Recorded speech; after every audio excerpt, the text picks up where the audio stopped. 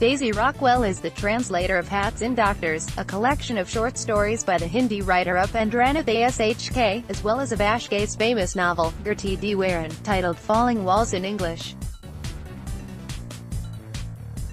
Her 2004 book, Upendranath Ashk, A Critical Biography, is an exemplary work of literary biography, locating Ashk and his writing within the history of Hindi language and literature.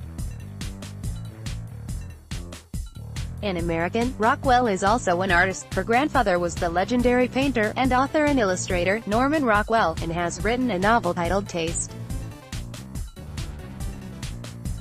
She spoke to Scroll.in about how she got into Hindi and translation, why Hindi literature might be more difficult to translate than Urdu, and where translations stand in the larger scheme of publishing. Excerpts from the interview. You're one of Hindi literature's most devoted, thorough translators into English. How did you happen to set out on this path? That's very kind of you to say. I started off being interested in translation in graduate school, when I began my doctorate in South Asian studies. Before studying Hindi, I had studied Latin for many years, as well as French, and some German and ancient Greek. Classical languages really teach you to break down language into microscopic bits, and that is how I first started translating, although not with the purpose of publication. My advisor in graduate school at the University of Chicago encouraged me, and I also had the great good fortune to take a translation seminar with A.K. Ramanujan, perhaps the best-known and most talented translator from South Asian languages. The subsequent experiences in academia discouraged me from pursuing translation, as it is not currently considered an academically rigorous form of scholarship, at least not in the U.S. It was not until I turned my back on academia altogether that I returned to translation. Many of us in India, growing up in a multilingual society, take it for granted that we move constantly between languages. For most bilingual or trilingual Indians, their relationship to different languages may not be something they actively consider very often. Do you think your relationship to Hindi is qualitatively different from that of a native speaker because you acquired the language as an adult? And does your, perhaps more self-conscious relationship with Hindi aid your life as a translator, or make it harder? My relationship to Hindi is absolutely different from that of a native speaker. I am an apt language learner, but I did not start learning Hindi until I was 19. By then, as studies have shown, your brain is less capable of soaking in new languages. It took me a long time to be able to read or speak Hindi with any fluency, and, even now I make ridiculous mistakes and find some idiomatic phrases and words impenetrable. There is a fluidity to the South Asian language-scape that is wholly lacking in the United States, which is, despite the diverse population, ferociously monolingual.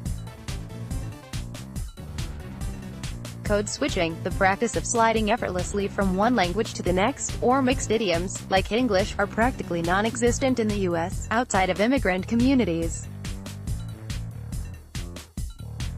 I find it very hard to switch back and forth midstream between Hindi and English. I do think all of this difficulty makes me extremely attentive to linguistic details and nuances. Hindi and English do not flow into each other in my mind, the way they might for a bilingual person, and when I am translating from Hindi into English, I'm carrying every word and phrase to a completely different territory.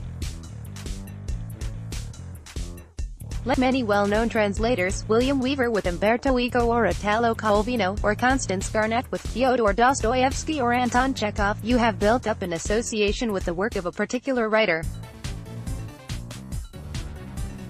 Why were you drawn to Upendranath Ashk? I started reading Ashk in graduate school and I was drawn to his attention to detail and his focus on literary production. His work is full of poetry and quotations, and is a great meditation on what it means to be a creative person. But I actually have 5 book translations in the translation, publication pipeline right now, and only one is by SHK, the second of his Falling Walls, Girti Diwarein series. That volume, In the City, A Mirror Wandering Shaharmine Gumdaina, was due out from Penguin Random House last summer, but is held up over a copyright problem. Then I have 2 novels by the Urdu author Khadija Master coming out from PRH. The Women's Courtyard, Angan, will be published in September of this year, and Zameen, which I am working on right now, will come out next year. Both of these are partition-related novels. I've also just finished Krishna Sabhi's latest novel, Gujarat, Pakistan Se Gujarat, Hindustan, and that will be published early next year. Last but not least, I have just agreed to translate Geetanjali Shree's new novel, Retsamati. Publisher, TBA. Although I consider ASHK my first love, I am on a bit of a hiatus from him at the moment for a variety of reasons, one of which is that I decided 2 years ago that I wanted to focus on translating women authors.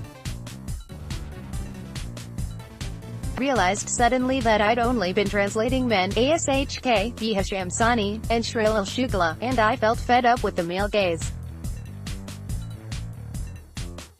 It's a bit of a Twitter truism to say this, but there are many interesting stories being told by women, and I was tired of translating detailed descriptions of male desire in women's breasts. All of my most recent translations, therefore, are of works by women, and the stories really are much more diverse. Tim Parks once wrote, "The translator should do his job and then disappear." The great, charismatic, creative writer wants to be all over the globe. And the last thing he wants to accept is that the majority of his readers are not really reading him. His readers feel the same. They want intimate contact with true greatness. Do you think the role of translator requires this invisibility? It is ironic that Tim Parks wrote that since, although he is a translator, he refuses to disappear, and is always popping up with unnecessarily nasty critiques of other translators, particularly women who are getting more attention than him, such as Anne Goldstein, Elena Ferrante's translator, and Deborah Smith, the Man Booker Award-winning translator of the Korean novel The Vegetarian. Of course translators must disappear. Despite the very strenuous and granular work required in translation, in the end, the translator's work generally billows like a diaphanous curtain across the work, and the reader doesn't notice the translation at all, unless he or she is a translator too, in which case he or she notices all the details, both good and bad. I think the nicest analogy I have seen is a comparison with classical music. A translator is like a musician, and the original author is the composer. There are an infinite number of ways to play Vivaldi on the violin, or Bhairav Raga on the sitar. There are also a lot of ways to mess them both up horrendously so that the audience members clap their hands over their ears and run out of the room. When we say a translation is unsuccessful, it is because the translator has not been able to perform the underlying text in the target language in a felicitous manner so that it could be enjoyed by the new readers as much as it was in the original. And yet, given the unequal power differential between English and other languages, certainly any Indian language being translated into English is such a writer's only route to world fame, e.g., the recent case of Gichar Gochar, which has put Vivek Shanbhag on the global literary map. You've not only been Ashke's translator but his biographer. Your book on him is a stellar literary biography of a modern Indian writer. It really deserves a new edition. But even setting aside the biography, do you see yourself as Ashke's representative in the English-speaking world? Does that feel onerous? I don't see it as onerous, I see it as a stroke of luck. Every time I get permission to translate something, and believe me, that is not as easy as it sounds, I feel tremendously grateful that I have been allowed to render that work into English. English is the power language and the link language, so much so that readers and publishers often show little interest in works translated from other languages. In fact, I have never published a book-length translation in the United States because there is simply no interest. Perhaps Gachar Gochar will change that, but it's a heavy lift for one small book. Thus, I feel that translation from non-European languages into English is a way to challenge that hegemony and remind English readers that there are other ways of expressing and thinking in the world. As far as fame and glory for the original author goes, Hindi publishing, for one, probably is much more lucrative than English publishing in India, at least in terms of raw book sales. A Hindi writer can expect a much larger reading public than many an Indian English writer, unless they make it into the global publishing market.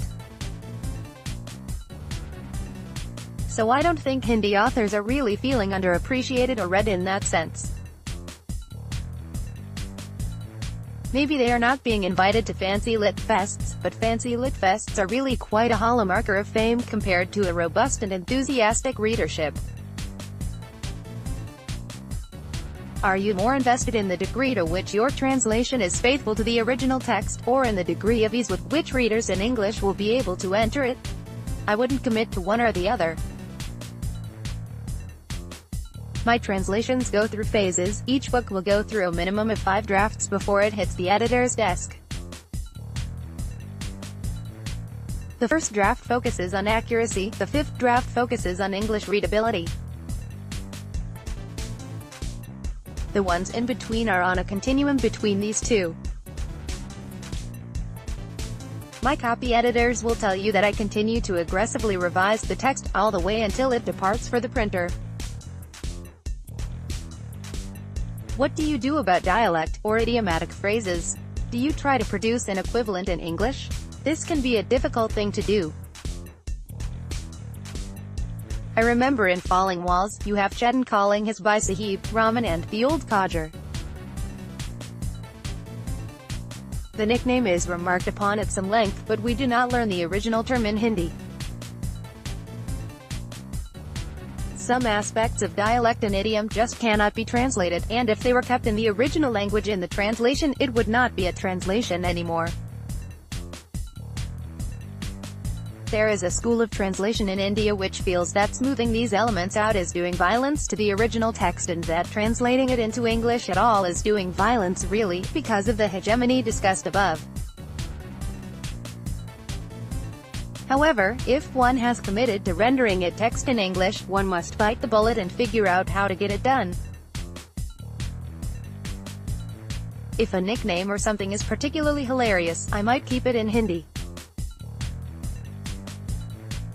It's really a case-by-case basis for me. In the case you are talking about, the nickname was Barhau, which is A, not that funny by contemporary Hindi standards, and B, difficult and unattractive to render in the Roman script, thus I chose to come up with something a bit old-fashioned in English. Now the big problem for a translator from Hindi and Urdu into English is that one is bound to have many readers who not only know at least a passing amount of said languages, but may actually be fully fluent in them, and literate too. Why are they reading the English? Often it's just their habit to read in English, but they are also the most critical readers of translations, and complain of translators over-translating, having a preference for being able to feel the Hindi through the English. I have seen many reviewers say such things about translations from Hindi and Urdu, not of my books, but of others, and I must say, if they are so eager to feel the Hindi, they really ought to take the trouble to purchase the Hindi original, since they don't need an English translation. As someone who is also a writer of fiction, how would you describe the difference between the work of writing and that of translation? Does translating ever create a temptation to rewrite? Translation is a form of creative writing, it's just creative writing within very strict parameters. Robert Frost once said that, writing free verse is like playing tennis with the net down. Non-translation writing for me is like tennis with the net down as well. You can do anything, but do you want to? Are there books you've read, especially before you became a translator, that you never considered as works in translation? Do you see them differently now?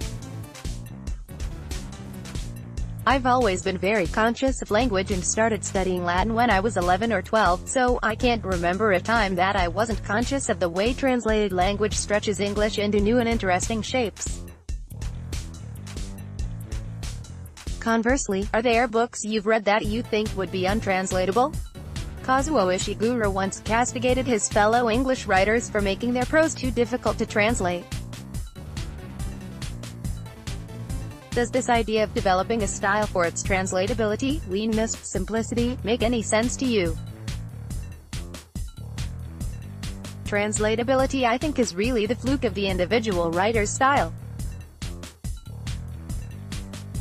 I know that Murakami works closely with his translators and often prefers the English editions of his books to be the authoritative ones. Hindi writers are generally speaking all about regional specificity and inhabiting their linguistic sphere fully. Hindi literature was mostly born and developed as a nationalist impulse, somewhat like modern Hebrew, and I think that Hindi authors still feel that they are forging a new idiom and a new literature. This makes Hindi extremely difficult to translate at times. Certainly way more difficult than Urdu prose, which does not have the same newness chip on its shoulder. Hindi writing is still in a state of efflorescence and contestation. Krishna Sabti, for example, is extremely difficult to translate. She almost has her own idiolect, and I have just started to work on Geetanjali Shri, who is also very challenging. Do you think there needs to be a different kind of translation for readers who are familiar with the cultural context of a work, Indians reading in English, than there is for foreign readers who have never encountered a Basti or a Chula or Hakim? Are Indian publishers becoming more comfortable with and cognizant of this need? I would say yes, and covered some of this above, as in the case of the readers who actually know Hindi but do not read in it.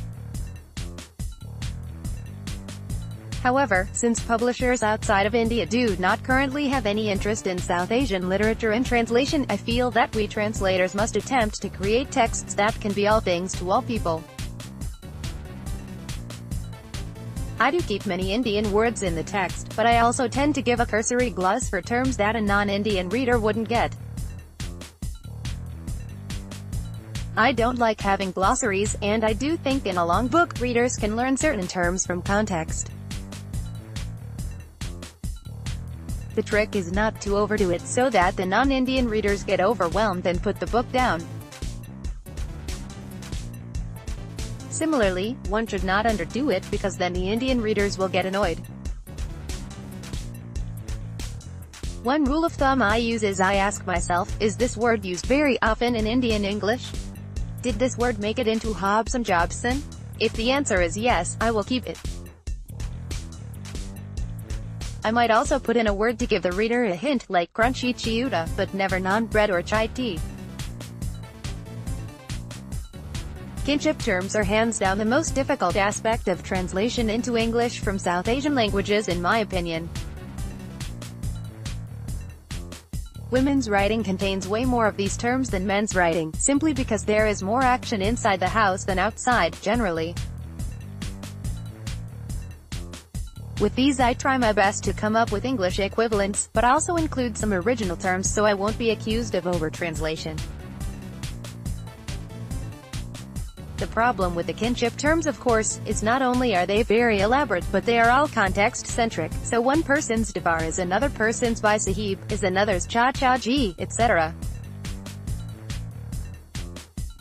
In Falling Walls, I called Chetan's elder brother Bhai Sahib and used as I would a name, because I simply couldn't imagine him without that title, and he was an important character. I called the mother Ma because this is perfectly understandable in English, but I didn't call Bhai Sahib's wife Bobby, because he also gives her real name, and it would get confusing with all the Bobbies in the house.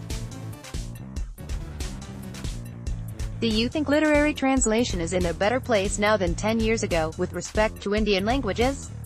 What's the most crucial thing that's needed to improve the scene? Absolutely. Penguin Random House and HarperCollins are both taking translation very seriously these days, and other publishers are following suit.